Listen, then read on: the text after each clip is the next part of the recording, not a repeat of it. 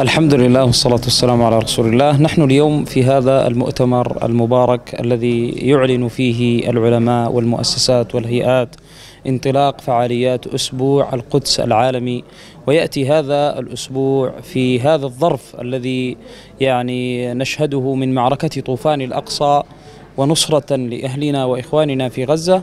وقد بين هذا المؤتمر النقاط العملية لأيام القدس، ونطلب من كل مسلم على وجه الأرض ومن كل حر أن يكون له دور في هذا الأسبوع الذي يعبر فيه المسلمون عن نصرتهم لإخوانهم في قطاع غزة وللمسجد الأقصى المبارك.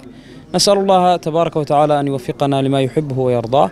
والمسلم لا يتضامن مع إخوانه في غزة، المسلم يقوم بدوره في واجب النصرة. الذي يتضامن هم غير المسلمون. وهذا الأسبوع بالدرجة الأولى فرصة أن ينخرط كل الأحرار في هذا العالم للقيام بدورهم في واجب النصرة للأقصى ولإخواننا وأهلنا في غزة. وصلى الله وسلم على سيدنا محمد وعلى آله.